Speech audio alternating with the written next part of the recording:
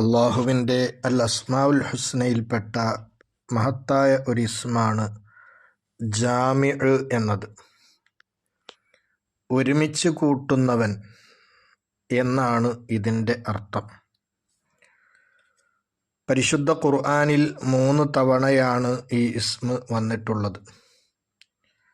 ഇതിൻ്റെ അബ്ജദിയ്യത്ത് 114 പരിശുദ്ധമായ ഖുർആനിൽ 114 സൂറത്തുകളാണ് ഉള്ളത്. ലോകം സൃഷ്ടിക്കപ്പെടുന്നതിൻ്റെ മുമ്പേ ഉള്ള കാര്യങ്ങൾ മുതൽ ലോകം സൃഷ്ടിക്കുന്ന ആ ഒരു വിഷയവും ലോകം അവസാനിക്കുന്നത് വരെയുള്ള സർവകാര്യങ്ങളും ഈ കാണുന്ന പ്രപഞ്ചം അവസാനിച്ചു കഴിഞ്ഞാൽ പിന്നീട് അങ്ങോട്ടുള്ള കാര്യങ്ങളും എല്ലാത്തിനെയും ഒരുമിച്ച് കൂട്ടിയ ഒരു ഗ്രന്ഥമാണ് പരിശുദ്ധമായ ഖുർആൻ. അതുകൊണ്ട് തന്നെ അത് 114 സൂറത്തുകളാണ് ഉള്ളത്. അത് ജാമിഉ എന്നതിൻ്റെ അബ്ജദിയ്യത്ത് കൂടിയാണ്. ഇലാഹിയായ എല്ലാ സമ്പൂർണതകളും ദാത്താലും വിശേഷണത്താലും പ്രവർത്തനത്താലും ഉള്ളവൻ. അള്ളാഹുവിൻ്റെ ദാത്ത് പോലെ മറ്റൊരു ദാത്ത് ഇല്ല. അള്ളാഹുവിൻ്റെ വിശേഷണങ്ങൾ പോലെ മറ്റൊരു വിശേഷണങ്ങൾ ഇല്ല. അള്ളാഹുവിൻ്റെ പ്രവർത്തനങ്ങൾ പോലെ മറ്റൊരു പ്രവർത്തനവും ഇല്ല.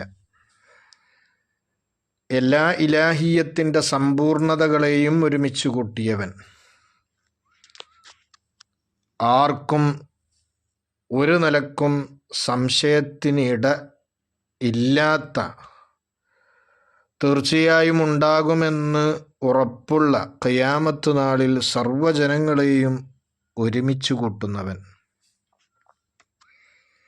അള്ളാഹു ഉദ്ദേശിച്ച കാര്യങ്ങളെ ഉദ്ദേശിച്ചത് പ്രകാരം ഉദ്ദേശിക്കുന്ന ആളുകൾക്ക് ഉദ്ദേശിക്കുന്ന സമയത്ത് ഒരുമിച്ച് കൂട്ടിക്കൊടുക്കുന്നവൻ. മദ്ഹിൻ്റെ, പുകഴ്ത്തലിൻ്റെ എല്ലാ വിശേഷണങ്ങളെയും ഒരുമിച്ച് കൂട്ടിയവൻ. ഇണക്കമുള്ളതും ഇണക്കമില്ലാത്തതുമായ,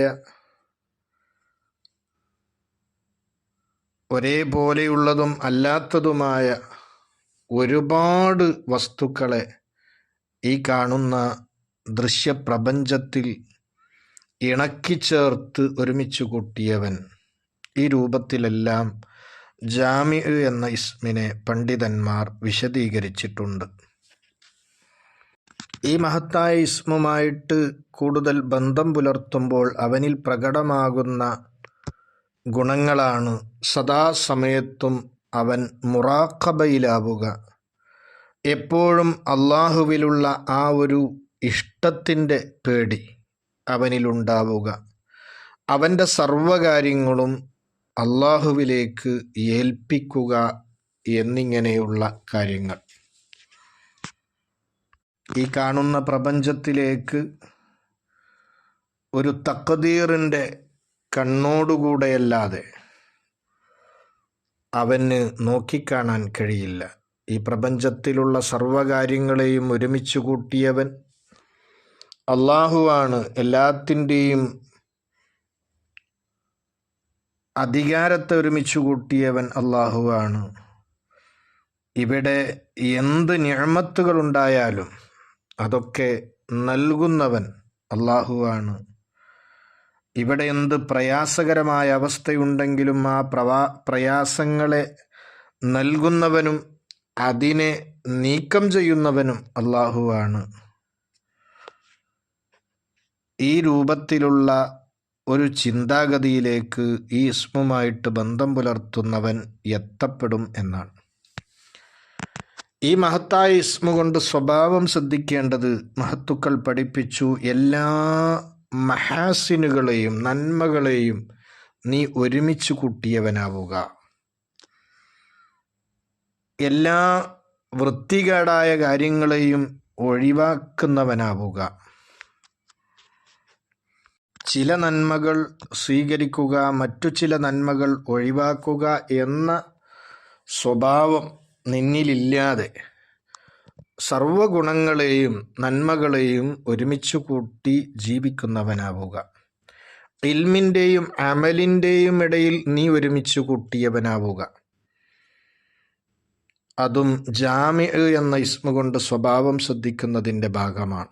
എത്രയോ മനുഷ്യന്മാർ, അവർക്ക് പല കാര്യങ്ങളും അറിയാം, പക്ഷെ ആ അറിവിനനുസരിച്ച് പ്രവർത്തനം ഇല്ല എങ്കിൽ തീർച്ചയായും ആ അറിവ് ഒരു ഭ്രാന്ത് മാത്രമായാണ് പരിഗണിക്കപ്പെടുക. അൽ ഇൽമു ബിലാ അമലിൻ ജുനൂനുൻ എന്നാണ്. അറിവുണ്ട്, പക്ഷേ അറിവിനനുസരിച്ച് ഒരുത്തനിൽ പ്രവർത്തനങ്ങൾ ഇല്ല എങ്കിൽ അത് ഒരു തരം ഭ്രാന്തിൻ്റെ ഭാഗം മാത്രമേ കണക്കാക്കപ്പെടുകയുള്ളൂ എന്ന്. അതുപോലെ തന്നെ നമ്മളുടെ വാക്കിൻ്റെയും പ്രവർത്തനത്തിൻ്റെയും ഇടയിൽ ഒരുമിച്ച് കൂട്ടൽ വേണം. പലതും നമ്മൾ പറയും, പക്ഷെ പ്രവർത്തിക്കില്ല. ആ രൂപത്തിലാകരുത്. നാം പ്രവർത്തിക്കുന്നതേ മറ്റുള്ളവരോട് പറയാവൂ. നാം മറ്റുള്ളവരോട് പറയുന്നത് നാം പ്രവർത്തിക്കണം.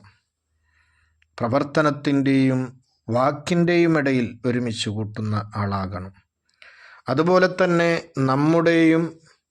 നമ്മുടെ സൃഷ്ടാവായ അള്ളാഹുവിന് ഇബാദത്ത് ചെയ്യലിൻ്റെയും ഇടയിൽ എപ്പോഴും ഒരു ബന്ധം ഉണ്ടാകാൻ, ഒരു ഒരുമിച്ചുകൂടലുണ്ടാകാൻ അള്ളാഹുവിനോട് ദുആ ചെയ്യലും ഈ ഇസ്മുമായിട്ട് സ്വഭാവം ശ്രദ്ധിക്കുന്നതിൻ്റെ ഭാഗമാണ്. ഈ ഇസ്മിൻ്റെ പ്രത്യേകതയായി മഹത്തുക്കൾ പഠിപ്പിക്കുന്നത് കാണാം. ഇതിനെ അതിൻ്റെ അബ്ജദീയത്ത് കണക്ക് പ്രകാരമോ അതിലധികമോ ചൊല്ലുമ്പോൾ തീർച്ചയായും അകന്നു നിൽക്കുന്ന എല്ലാത്തിലും ഒരു ഒരുമിച്ച് കൂടൽ ഉണ്ടാകും.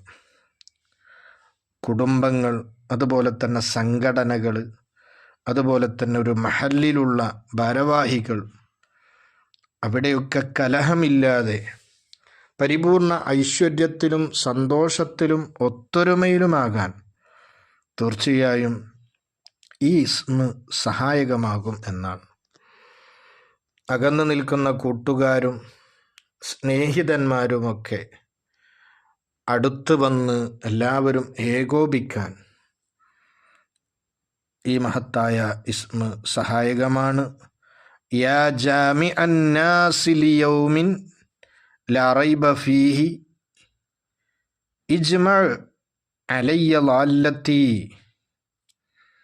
സംശയമില്ലാത്ത ഒരു ദിവസത്തിൽ അഥവാ ഖിയാമത്ത് നാളിൽ ജനങ്ങളെ ഒരുമിച്ച് കൂട്ടുന്ന അള്ളാഹുവേ, എൻ്റെ നഷ്ടപ്പെട്ടുപോയ ഇന്നാലിന്ന വസ്തുവിനെ നീ എന്നിലേക്ക് എത്തിച്ചു തരണം, എൻ്റെ മേൽ ഒരുമിച്ച് കൂട്ടണം എന്ന അർത്ഥമുള്ള യാ ജാമിഅൻ നാസി ലിയൗമിൻ ലാ റൈബ ഫീഹി ഇജ്മഅ അലയ്യ ളാല്ലത്തി എന്ന ഇസ്മ ധാരാളം ചൊല്ലുമ്പോൾ തീർച്ചയായും നമ്മുടെ കളഞ്ഞുപോയ വസ്തുക്കൾ നമുക്ക് തിരിച്ച് ലഭിക്കുമെന്ന് മഹത്തുക്കൾ പഠിപ്പിക്കുന്നത് കാണാം.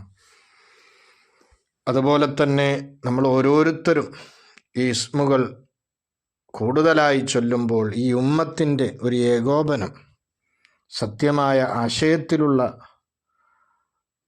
ഏകോപനം തീർച്ചയായും ഉണ്ടാകും. അള്ളാഹു അനുഗ്രഹിക്കട്ടെ. ആമീൻ.